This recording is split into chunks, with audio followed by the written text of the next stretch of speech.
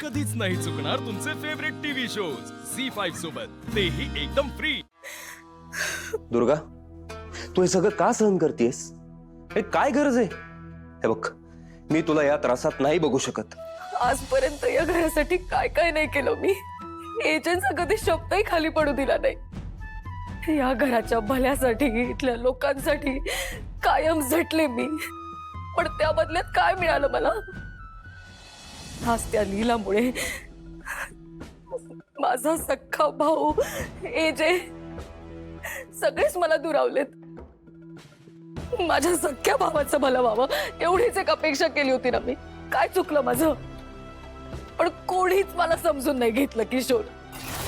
या घराशी इतकी वर्ष लॉयल राहिल्याची ही शिक्षा मिळाली मला आज। दुर्गा, तुझ्या या प्लॅन बद्दल तू मला का नाही सांगितलंस? मी इतके दिवस समजत होतो मागचं सगळं विसरून आपण नव्याने सुरुवात केली। तुझा विश्वास आहे माझ्यावर, पण आज कळतंय असं काहीच नव्हतं। तसं नाहीये किशोर। असंच आहे दुर्गा, असंच आहे। आजही मी तुझ्यासाठी परकाच आहे। नाहीतर अगं सगळं सांगितलं असतंस तुम्हाला, कदाचित मी तुझी मदत करू शकलो असतो।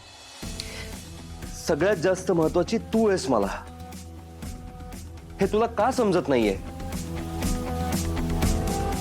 कसं सांगू तुम्हाला किशोर? किशोर, मला प्रॉब्लेम्स नको होते म्हणून मी कुणालाच इन्व्हॉल्व करून घेतलं नाही। पण याचा अर्थ असा नाही होत की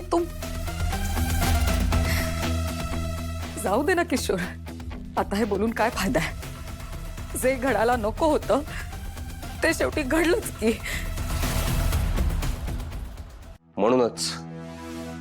म्हणूनच डे 1 पासून ओरडत होतो, त्या एजंटसाठी तू कितीही कर, काहीही कर, त्याची किंमत त्यांना नाहीये।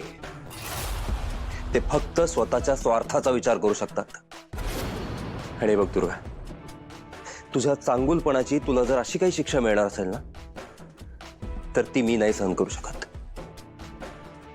एजंटनी दिलेली शिक्षा पूर्ण करण्याची काहीही गरज नाहीये। माझं ऐक, आपण आत्ताच्या आत्ता हे घर सोडतोय।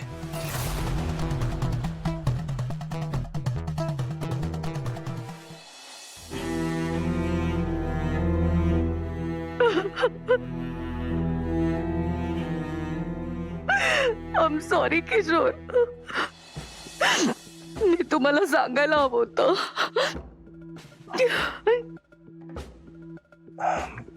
ठीक आहे, जे झालं ते झालं, पण माझं ऐक आता, आपण इथे नको राहायला। या घरात आपलं कोणीच नाहीये दुर्गा।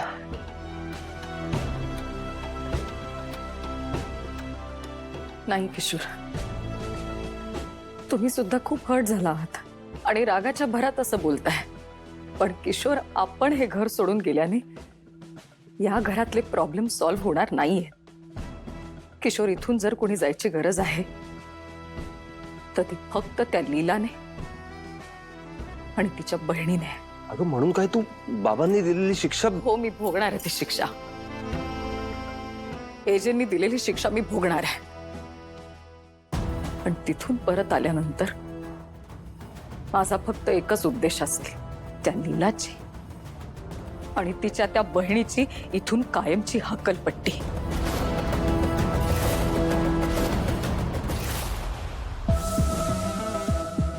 ठीक आहे, तुझा हट्टच असेल की तुला ही शिक्षा पूर्ण करायची आहे तर कर। मी कायम तुझ्या बरोबर आहे। पण एक गोष्ट लक्षात ठेव, आज ना उद्या या एजंटचा खरा चेहरा तुझ्या समोर येईल आणि तेव्हा तुला माझे शब्द आठवते।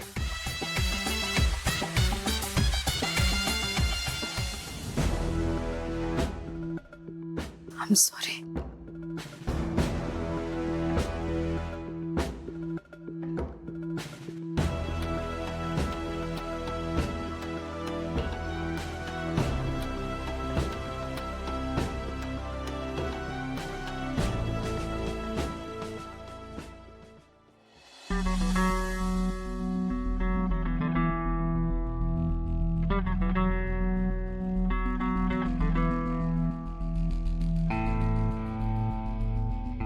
एजे खूप दुखतंय का? नाही, आय एम परफेक्टली फाईन. हो का? बघू. तुम्ही परफेक्टली फाईन आहात. मग एवढं मोठं बँडेज काही उगाच केलंय का डॉक्टरांनी? मीला काही झालं नाहीये मेजर. I am fine. अच्छा, म्हणजे गोळी एवढी चाटून गेली तुमच्या हाताला तरी एवढं काहीच झालं नाहीये का? नीला, की आता तुम्ही म्हणणार आहात मर्द को दर्द नाही होता वगैरे. नीला, आय एम फाईन. ओके, बघ. आओ, बघितलं, मर्द को भी दर्द होता है. ते काही नाही, जे आता तिथे जाऊन बसा. नीला, काही गरज मी सांगते ना, तिथे जाऊन बसा. नाही. नीला, एजे, बसा ना तिकडे जाऊन. फाईन.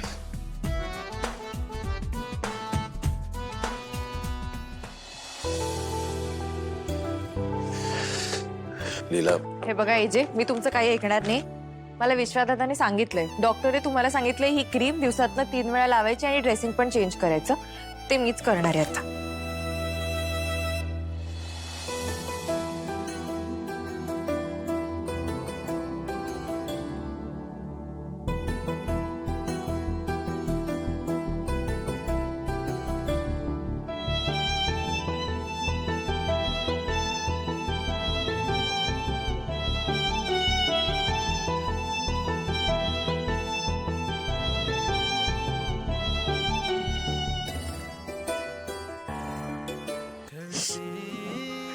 दुखतंय का? म्हणती ते कायम सोबत हवी होतीस तू. झळते दिन रात मला अनसारे ऋतू. म्हणती ते कायम सोबत हवी होतीस तू. ते सूर तुझे हसण्याचे, स्पर्श पास इथे असण्याचे, सुख ओझरते दिसण्याचे, मी शोधू तरी किती.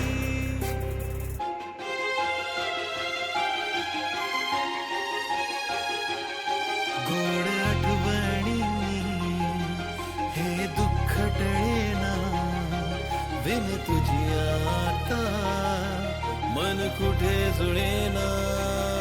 दूर जावे म्हटले तरी वाट मिळेना, बिन तुझी आता मन कुठे जुळेना.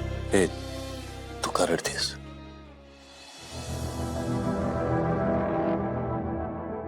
आता रडू नये तर काय करू? केवढं लागलंय तुम्हाला? एजे, तुम्हाला काही झालेलं मला सहन होणार नाही. माझं खूप म्हणजे खूप प्रेम आहे तुमच्यावर. निदान माझ्या प्रेमासाठी तरी स्वतःची काळजी घ्या.